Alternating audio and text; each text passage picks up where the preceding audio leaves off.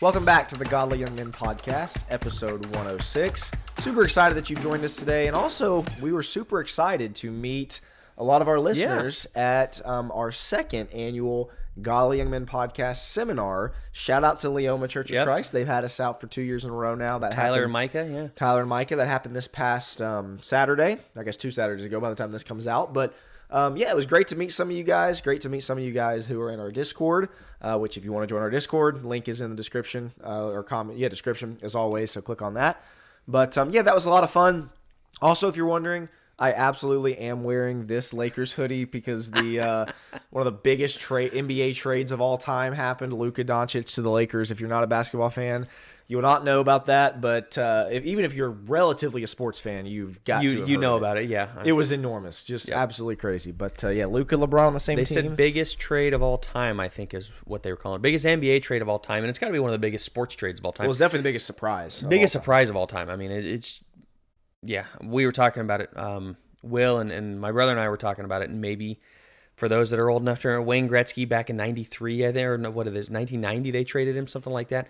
That blew up the sports world. Like, there's hardly any trades like this. This is the biggest one in a long time. It's insane. Yeah. So good luck to your team. Yeah, it's not gonna matter, but hey, it'll be fun. We'll see how it goes. The other thing, last thing, Joe, do you want to show off our latest gym merch? Yes, we're both repping it today. We are repping it. I wish I could show you the back.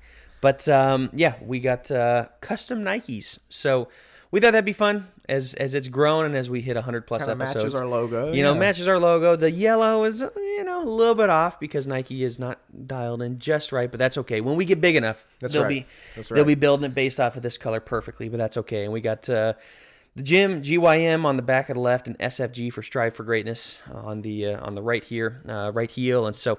yeah, it's a good looking shoe. Yeah, we like it. It's comfy too. I realize if you're listening on the podcast app, a lot of this probably doesn't mean a lot to you, but this is why you need to watch on YouTube as well. Exactly. Wearing his Lakers hoodie and us wearing our shoes. But that's right. Yeah, check it out. We're also going to be working. We talked about this before. Will's done some great work on the videos. We're going to try to be increasing videos, and especially with what we have coming up, I'm hoping to be able to get into my office more and shoot some videos and such.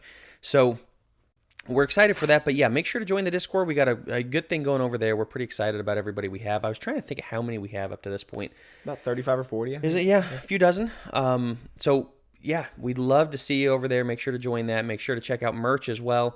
We can put that in the description. If you want to rep our stuff, we love it on the merch. These are more on the custom. You can go build these on Nike. Yeah, these are not on the merch store, but anyway. So with that, I think we can jump right in because Will has a. We've talked about this a lot. We've talked about this before on certain podcasts, but from the start of the gym podcast, we've made no secrets about the fact that there are certain types of people, certain types of guys that you should just completely avoid being. You don't want to be these guys. We had that full episode 67 of don't be that guy, right? There's a lot of different... We went through like 8, I think, in that episode. The traits or the qualities that... Let's be honest, just don't do that. Nobody likes being around those guys. And we talked about, I think we had the actually guy, Mr. Know-It-All, Tone Police you have on here, the Mr. One-Up-You. But there's one that stands out above all, and Will is very passionate about this one. More than the other ones that were on that list. This one was on the list, right? No, it was not. I can't believe. We did not go. I thought that's for why sure. I was like, let's do an episode. Okay, I missed that in here on the notes. That's unbelievable. We did not put this one down because this one's something that we've talked about a lot. As I said, Will's very passionate, so I'm going to let him kick this episode off and why this matters to him. Yeah, I mean, you can see in the title, like we're talking about kind of the flake. And as I was thinking about the type of guy that this is, it's kind of difficult to come up with one label or one specific definition of who this type of guy is. Whereas the one-up guy, that's pretty easy, right? He just always one-ups your stories and the actually know-it-all or whatever. Like that's pretty easy. The flake is somebody like the type of guy who's a flake is somebody that I would imagine every single one of our listeners knows somebody like this, maybe works with somebody like this, goes to school with somebody like this, has talked to people like this.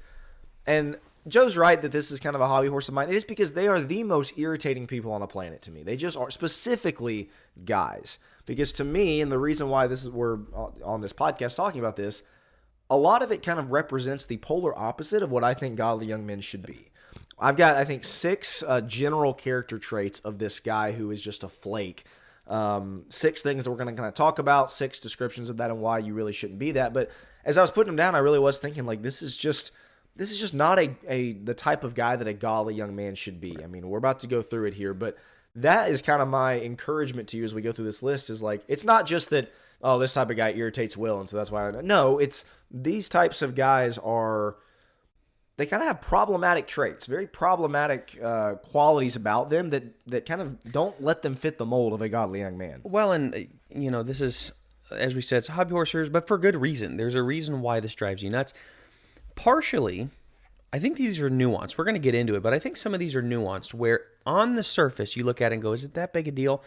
When you add some of these things up, when you're looking at it, yes, it is a big deal because it tells a lot more about a person's character, even though it may not be like you're out there, smoking weed type of thing, something majorly, whoa, hey, we avoid that.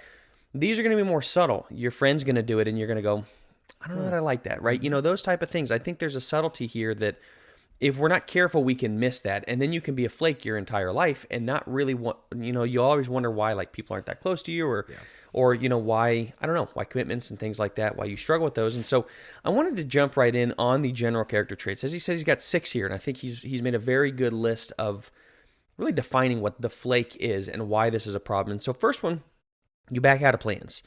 The flake is the guy who backs out of plans. Yeah, I told you I'd be there, I know, but something came up, man, last minute. Something always comes up. There's always something else that's like, I can't count on you for anything. If I make plans, I have to check with you like 10 minutes before to make sure you're actually going to be there, because otherwise, who knows? Something could have come, could have slipped your mind, could have just been something more important, and you make people feel like trash when you're backing out of plans, because what they realize is, I'm of secondary, tertiary, however many importance is back. Yeah. I'm not of first importance. I'm not a priority because you're willing to cancel at the drop of a hat. Nobody likes that guy. You're going to struggle in friendships if you have this type of attitude of, like you said, oh, man, sorry, man, something came up, like literally where, you'll be at the place that you guys are supposed to meet at. You're checking your watch. Like, man, it's been 10 minutes. Give them a call. There's guys like this where, they'll literally be at the place, you'll be at the place you're supposed to meet at. You'll call him. He'll be like, oh, man, I forgot to let you know. Sorry about that. Something came up. And it's like, I drove here. I was here on time. Yep. It's more of a respect thing than anything else. This guy, the flake is somebody who backs out of plans, somebody who can't be relied upon to show up to really anything. I think about, later on in life, maybe you need some help moving and you call up your buddy and then, oh, yeah, I'll be there. What time? Oh, yeah, Tuesday morning at 9. Yeah, for sure, I'll be there. Tuesday morning rolls around, 9:15, 9:20, 9:30, your buddy's not there, shoot him a text. Sorry, man, something came up or, whatever it is. And listen, not trying to say that you can absolutely never back out of a plan. Right, Obviously, there are emergency situations, there's work things, there's family things. I'm talking about the guy who pretty consistently you're like, he's a 40% chance to be here because he just is, he's going to back out somehow. The reputation precedes you. That's a problem. That's a serious problem. Well, and with this, I was thinking about that of one of the biggest issues that I have with this is how many times is it either the last minute or you have to contact them. Oh, man, I'm so sorry. I meant to tell you. No, you didn't mean to tell me. If you meant to tell me, you would have told me. Yep. It was not important enough to you to let me know. Correct. Yeah.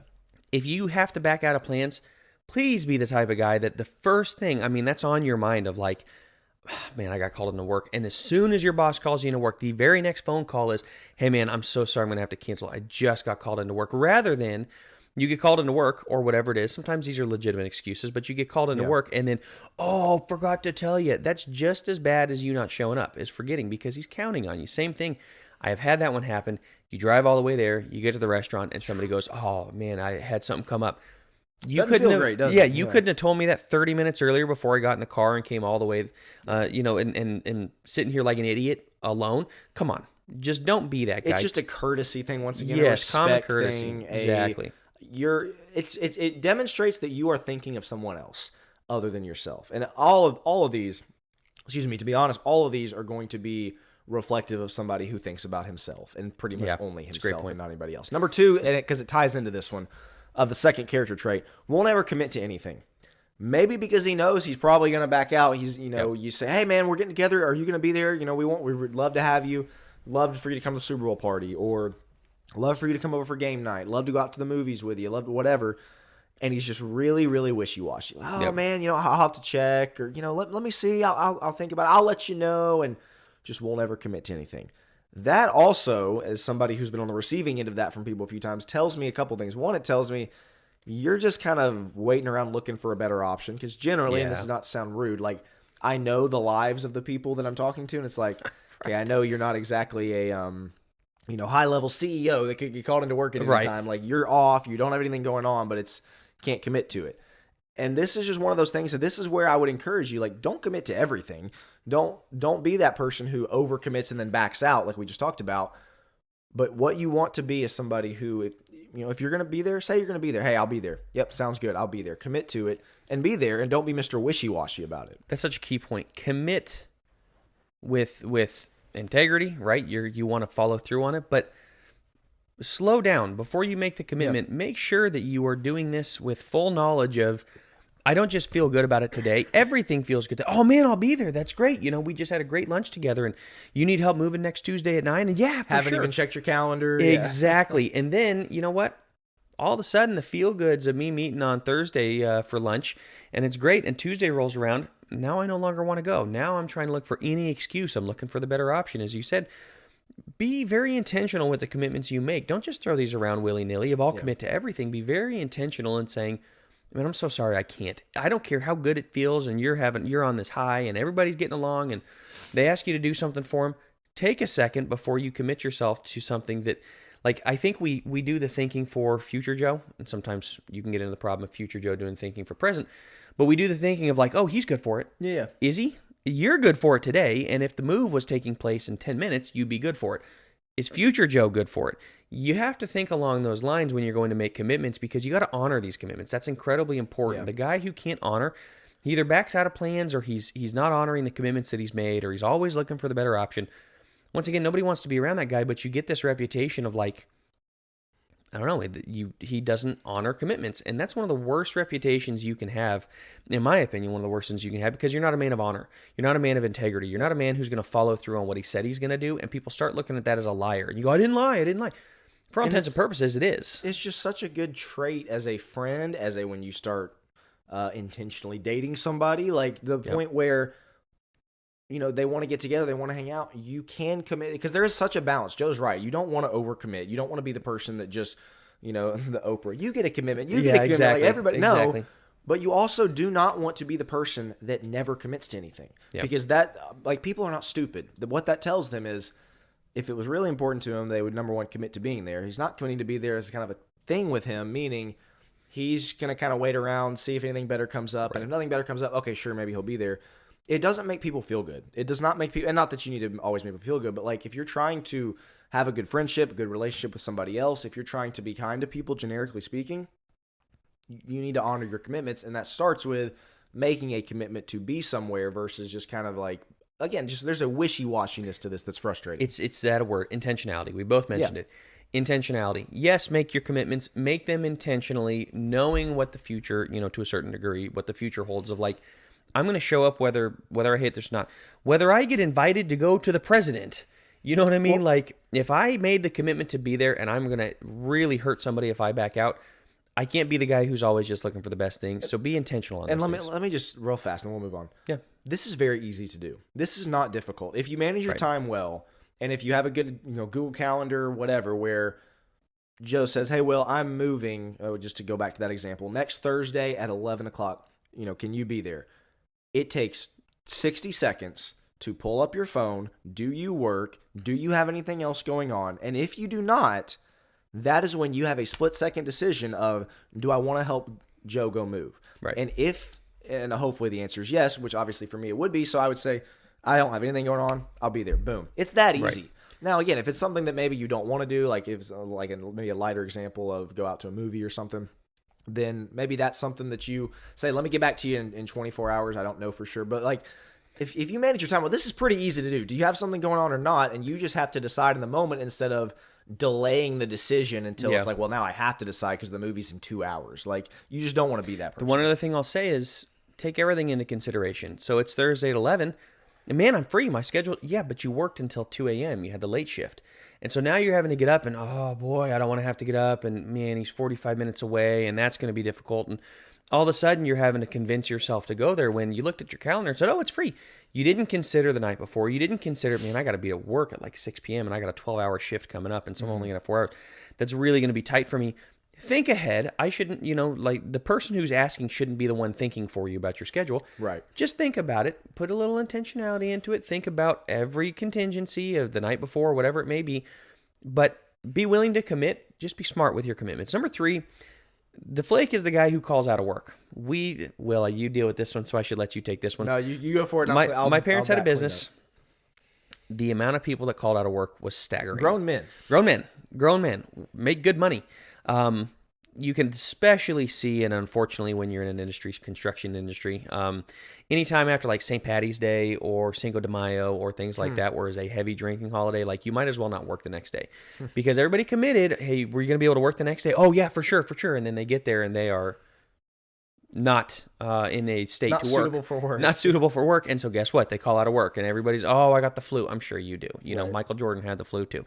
Like it's not they call out of work and they're flakes. And sometimes you can anticipate, but the flake is the guy who's, once again, he's always looking for the better option. If he gets oh man, I'm sorry, I'm not feeling super well. He wants to go to the movies with his buddy. No, stay there. So I wanted you to go off on that though, because I'm sure in your position, you see this a lot. Listen, I understand there is such a thing as sickness. I get that sickness exists. You're throwing up, all night. Probably shouldn't go in.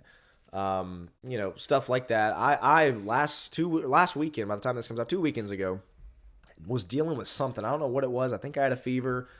Felt like garbage. Guess what? I went to work. I still went to work.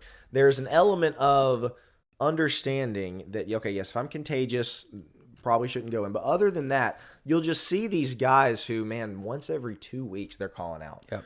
Always not feeling well. Once every 3 weeks. Yeah, and the symptom is I'm just not feeling. Woke up not feeling well.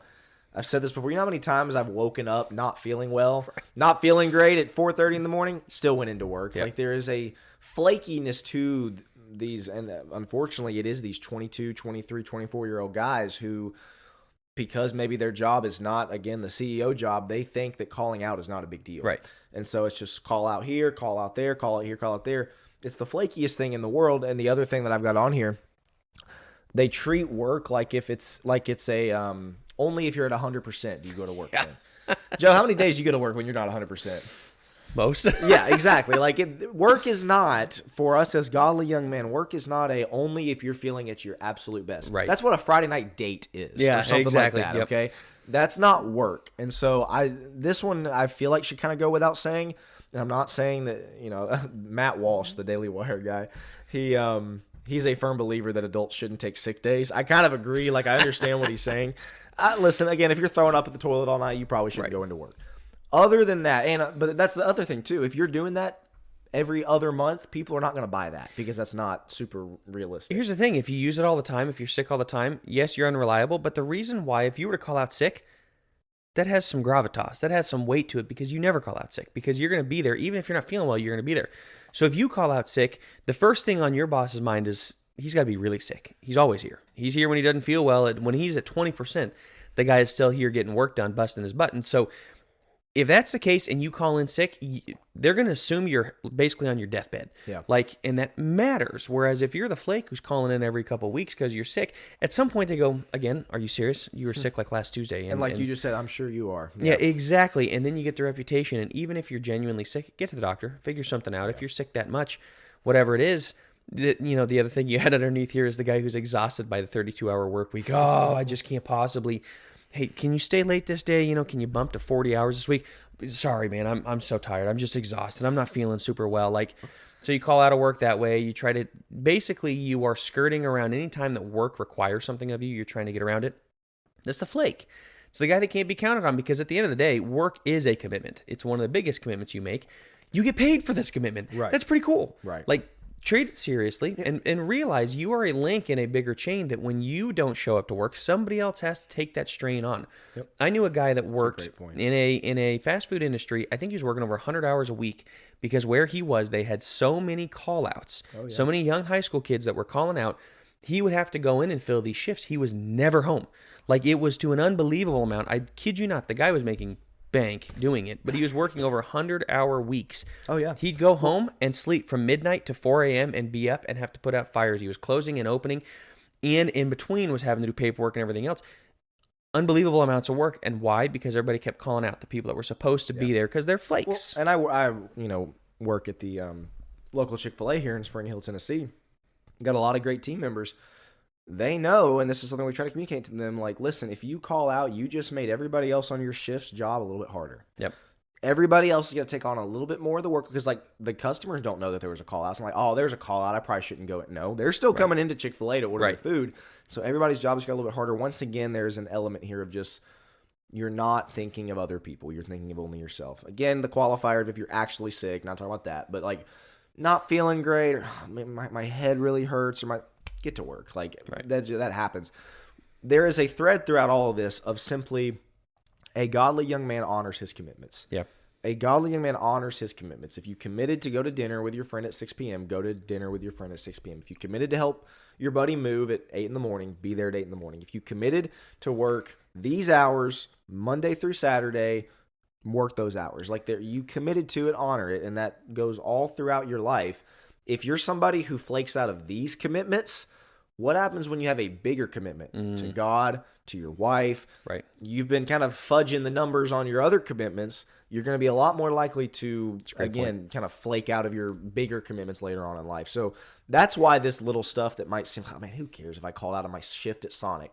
It matters. It really does. The other thing on here that one of the threads going through it, which I think that's the main thread, but there's also some excuse making out of this. You know, the guy who's making an excuse for not feeling well or kind of looking for the better option. He's trying to get out of that, you know, the backing out of plan. Something came up. There's always an excuse. And that gets us into number 4.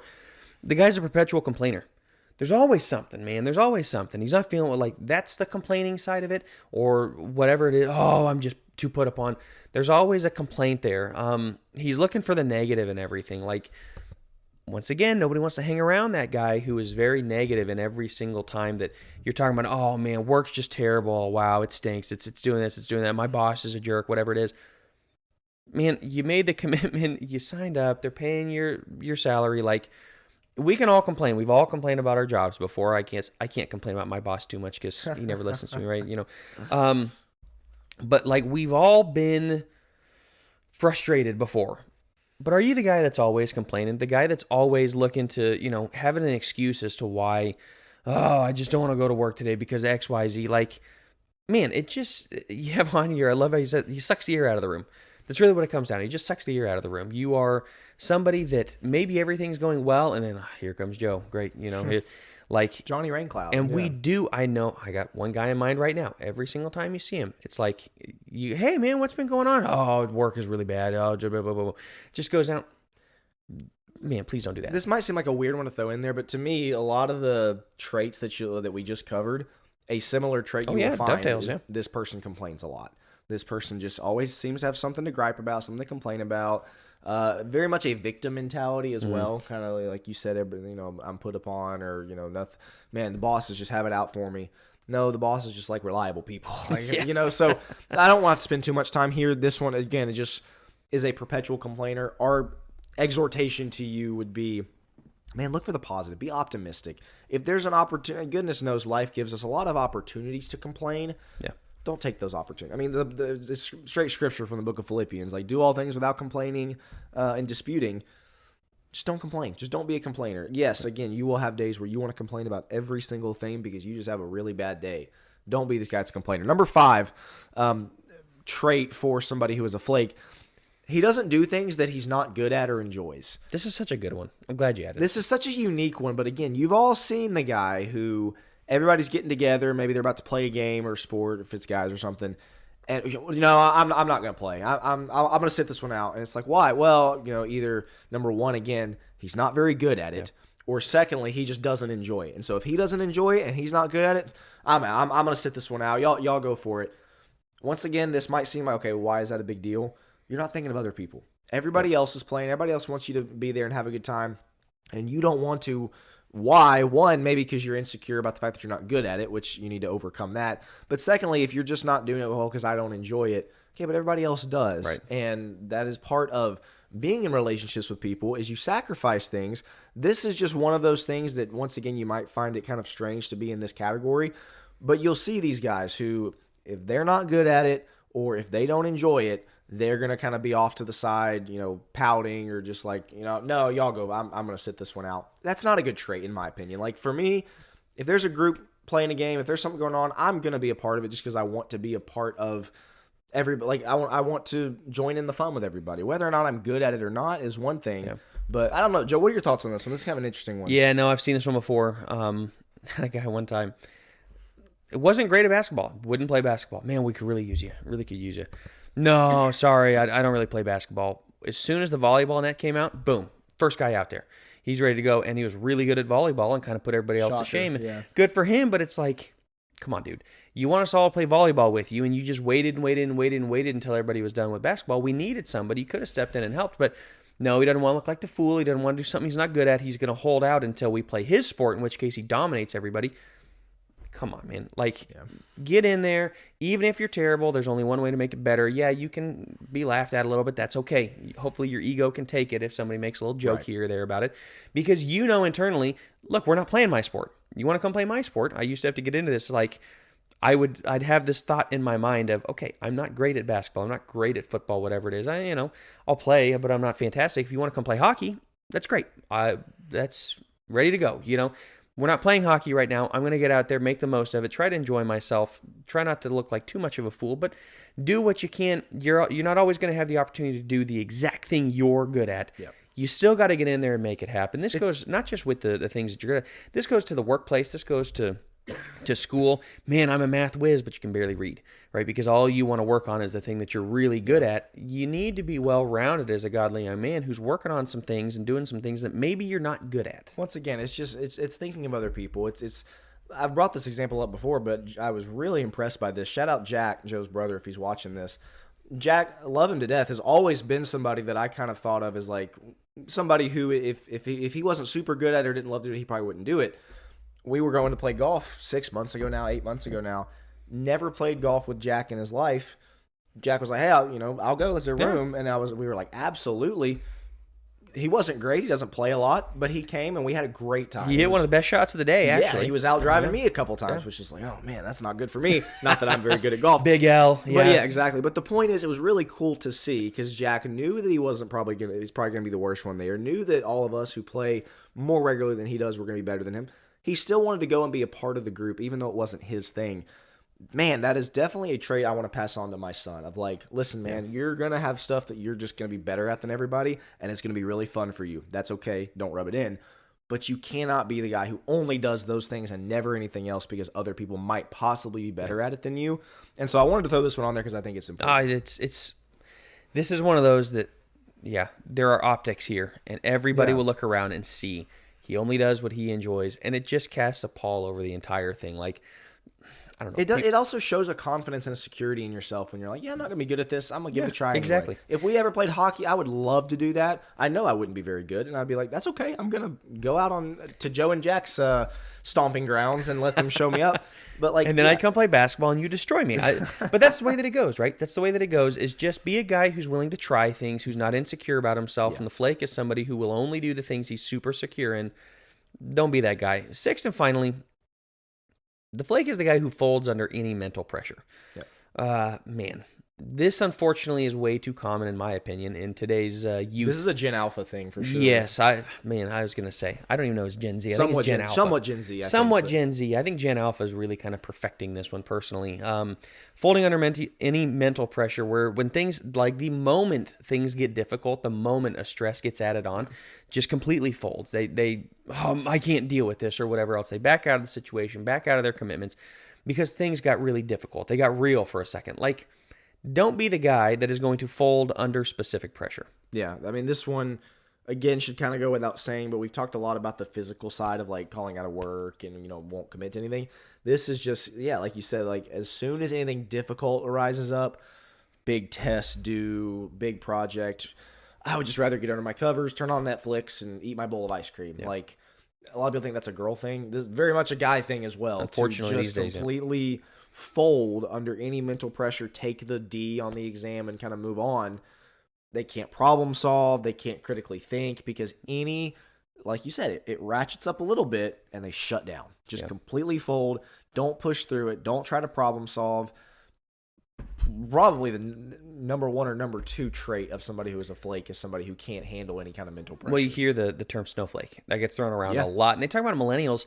I don't actually think that's millennials too much of the snowflakes. I'm sure there are some. There are some in every generation. But I do think Gen Alpha, no offense to any Gen Alphas who are watching, but I do think Gen Alpha is specifically kind of the snowflake. This is the DEI, like ultra woke, we need to protect feelings at all costs and nothing can go wrong. We need to really make sure that they're feeling very loved in whatever environment they're in. Like, man, there's a school of hard knocks. You're going to get roughed around and life is not going to go your way.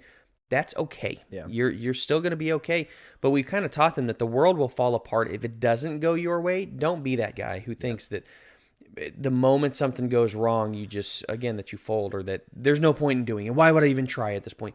You try because you're getting stronger, you're getting better, you're growing and getting healthier as you go, even if things aren't going well, and especially when things aren't going well. We don't grow that much when there's no resistance. I can lift 5-pound weights all day long. Who cares? Now, get to 50s, you start doing that. Yeah, all of a sudden I can't lift it all day long. Well, why?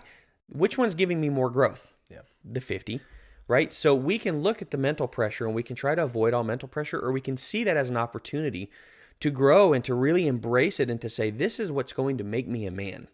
We really need to understand in this culture what makes us men. We have no concept of that, and this is where we're getting in Gen Alpha is they fold under any pressure. That's not manhood. This is one of those, this episode went a little bit long, but this is one of those things that as we were kind of thinking about it, we just want to encourage you to be somebody who is reliable, be somebody who is dependable, somebody who honors their commitments, be somebody who other people look at and go, you can count on that guy. That's ultimately kind of the litmus test is like, what do other people think of your reliability? You can think you're Mr. Reliable all the time, but what really defines it, or what really, is what distinguishes it is if somebody else thinks that about you. If people at your work, people at your church, your friends go, yeah, we can count on him. If he says he's going to be there, he will be there. He's going to be somebody who will do whatever everybody else wants to do, whether or not he's good at it. Mental burden, he's not going to this is one of those rare things where what other people think of you matters. Be somebody who's dependable, be somebody who's reliable, and just honor your commitments. That's kind of the point. I mean, obviously this episode was a lot about like, don't be these things, but the point is be reliable, be dependable, honor your commitments. That's what being a godly young man is all about. Yeah, I think that's a great way to wrap. This is so much about what we've talked about. We've talked about some of these concepts before, but really getting it into one is exactly what Will talked about. You want to be the reliable guy when things go wrong. They call you. They don't assume that you're going to back out. Right. When things go wrong, whatever it is. So yeah, you already said it super well. Anything else? No. All right. Well, this has been episode 106 of the Godly Young Men podcast. Thank you for watching. Thank you for listening. Make sure to get your comments in. Make sure to join Discord, and we will talk to you again next week.